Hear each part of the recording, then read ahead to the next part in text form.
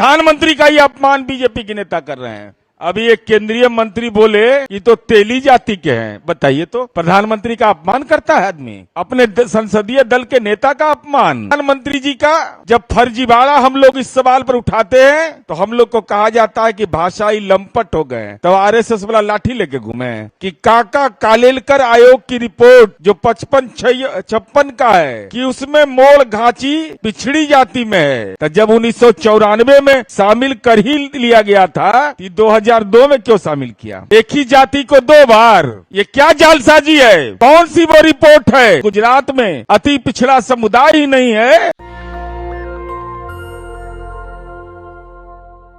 छात्रवृत्ति आपने खत्म कर दिया। जो जन्म से पिछड़ा है वो जातिगत न्याय की राजनीति करे तो वो जातिवादी हो गया, और जो अब पिछड़ा नहीं थे, सामान्य समुदाय में थे, अपने आप को वोट की सौदेबाजी में अगला से पिछड़ा कर लिया तो वह सनातनी हो गया। यह अद्भुत खेल हो रहा है देश में। और प्रधानमंत्री जी का जब फर्जीवाड़ा हम लोग इस सवाल पर उठाते हैं तो हम लोग को कहा जाता है कि भाषाई लंपट हो गए।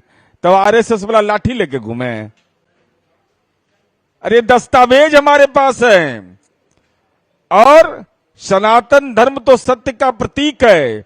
भारतीय जनता पार्टी ने यह कहा, ज्ञान दे रहे हैं हम लोग को, कि काका कालेलकर आयोग की रिपोर्ट जो 55-56 का है कि उसमें मोड़ घाची पिछड़ी जाति में है। तो काका कालेलकर आयोग ने तो यह कहा था कि जातिगत जनगणना करवाइए, तो क्यों नहीं करवाते हैं? महिलाओं को आरक्षण देने की वकालत उन्होंने की थी। उन्होंने कहा था कि पिछड़ा में अति पिछड़ा वर्ग बनाया जाए, तो उसको तो आपने माना नहीं। मंडल कमीशन की रिपोर्ट में आया कि जातिगत जनगणना करवाइए, लेकिन जातिगत जनगणना नहीं करवाया। रोहिणी आयोग की रिपोर्ट में यह सुझाव आया कि भाई जातिगत जनगणना कराना आवश्यक है, लेकिन आपने जातिगत जनगणना कराना आपको मंजूर नहीं हुआ। और आपने क्या कहा कि 1994 में प्रधानमंत्री जिस जाति के हैं, मोड़ घाची को ओबीसी में शामिल किया गया। तो जब 1994 में शामिल कर ही लिया गया था, तो 2002 में क्यों शामिल किया? एक ही जाति को 2 बार, ये क्या जालसाजी है? 1994 में भी और 2002 में भी। अब मैं दिखाता हूं इनका कारनामा देखिए।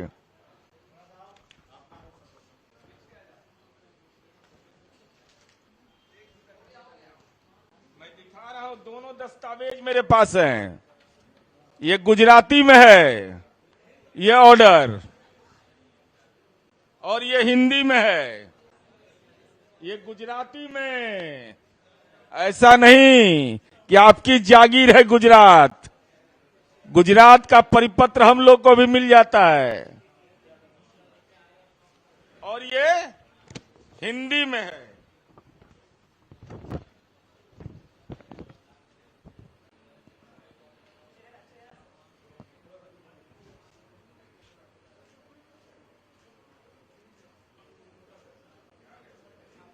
अब इसमें खेल देखिए।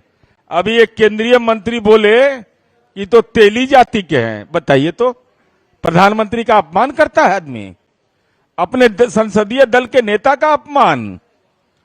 ये देख लीजिए, घाची मुस्लिम, तेली अलग बिरादरी है, मोड़ घाची अलग है, तेली राठौड़ अलग है, तेली अलग बिरादरी है, और कह रहे हैं प्रधानमंत्री तेली जाति के हैं। बताइए तो, प्रधानमंत्री का ही अपमान बीजेपी के नेता कर रहे हैं। उनकी जाति है मोड़ घाची और उनके बारे में बोल रहे हैं कि तेली है ये। बताइए ये कहां से ले आए? और हम मोड़ घाची के इतिहास को भी बताना चाहते हैं। यह जानना बहुत जरूरी है। यह 1931 की जनगणना का है। 1931 का सेंसस, जो लास्ट जातिगत जनगणना हुआ, उस जातिगत जनगणना के बारे में जानिए। हिंदू घाची और मुस्लिम घाची दो सामाजिक समूह गुजरात में होते थे।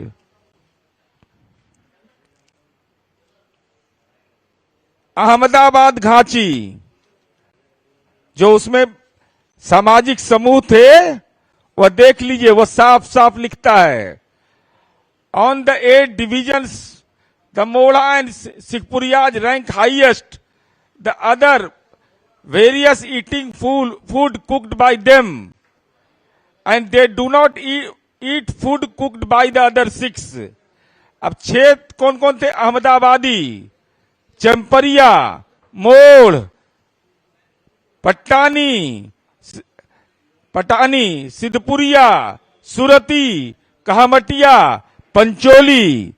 6 सामाजिक समूह, 8 सामाजिक समूह में से के साथ कुछ एक ऐसे सामाजिक समूह थे जिससे मोड़ घाची के लोग उनका खाना मंजूर नहीं करते थे, उनके साथ खाना नहीं खाते थे, उनको अछूत मानते थे। और हम यह जानना चाहते हैं भारतीय जनता पार्टी से कि अगर आप यह मानते हैं कि आदरणीय प्रधानमंत्री जी के बारे में मैंने बताया कि 1994 में जब मोड़ घाची को ओबीसी में शामिल कर लिया गया, तो 2002 में क्या जरूरत पड़ी थी एक जाति का 2 बार? ये कहां संभव है भाई? ये तो बिल्कुल लगता है कि भद्दा मजाक बना दिया आपने। और हम यह जानना चाहते हैं आदरणीय प्रधानमंत्री जी से कि मोड़ घाची अगर पिछड़ा है, जिसका दावा आदरणीय प्रधानमंत्री जी और भारतीय जनता पार्टी के लोग कहते हैं, तो 2 ही स्तर पर होता है ना, सामाजिक और शैक्षणिक स्तर पर। तो मोड़ घाची 1931 की जनगणना में इसका साक्षरता दर था 40.59% और राजपूत जाति का साक्षरता दर था 15 से 20%, पटेल जाति का 25 से 35%। तो जिसका साक्षरता दर 12 से 15 से 20%, राजपूत का, पटेल का 25 से 35%, वो रहेगा अगला। और जिसका साक्षरता दर है 40.59, वो रहेगा पिछड़ा। ये कहां का पैमाना है आदरणीय नरेंद्र मोदी जी? यह साफ साफ बताइए। चूंकि 1931 की जनगणना के बाद देश में कोई जनगणना नहीं हुआ, तो कौन सी वो रिपोर्ट है जिस रिपोर्ट के आधार पर आपने पिछड़ा समुदाय में इसको जारी करने का नोटिफिकेशन जारी कर दिया? और साथ ही साथ हम यह जानना चाहते हैं, आपने तो उत्तर प्रदेश के कन्नौज में कहा, जो मैंने वीडियो दिखाया था, कि हम पिछड़ा नहीं, पिछड़ा के बेटा हैं, हम अति पिछड़ा हैं।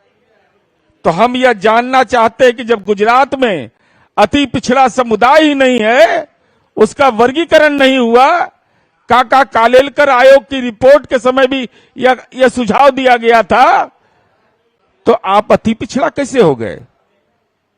अब हम यह जानना चाहते हैं, मोदी जी और भारतीय जनता पार्टी में अगर दम है तो हम चुनौती दे रहे हैं कि अगर हिम्मत है, हमारे आरोप अगर गलत हैं, जो दस्तावेज की बुनियाद पर है, सारा दस्तावेज मेरे पास है, हिम्मत है तो कानूनी कार्रवाई करो। हम पर है कलेजा में दम, तो हिम्मत है तो कानूनी कार्रवाई करो कि हम गलत आरोप लगा रहे हैं। और जातिगत सर्वे देश के अंदर करवाओ। जातिगत जनगणना जब हो जाएगा तो आपके राजनीति का फरेब का भी उद्घाटित हो जाएगा। इसीलिए भारतीय जनता पार्टी जातिगत जनगणना नहीं कराना चाहती है राष्ट्रीय स्तर पर, चूंकि उस बात का एहसास है कि हमारे संसदीय दल के नेता ने मोड़ घाची जाति, जिसका साक्षरता दर 1931 की जनगणना में 40% से ज्यादा था। जिसको अगड़ी जाति था, जिसका साक्षरता दर कम था, उसको अगड़ा में रहने दिया, और जिसका साक्षरता दर ज्यादा था उसको पिछड़ा में शामिल कर लिया, वोट की सौदागरी करने के कारण।